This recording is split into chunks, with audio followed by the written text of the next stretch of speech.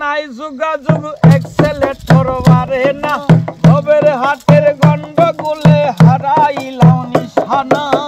ওই আমার মানব গাড়ি আগের মতো চলে না মানব গাড়ি আগের মতো চলে না ঠিক মতো ঘুরে না ব্যারিং হইছে কঠিন জাম কাঁদিব গিরিজ লাগাইয়া নাই কানার দাম ঠিক মতো ঘুরে না ব্যারিং হইছে কঠিন জাম কাঁদিব গিরিজ লাগাইয়া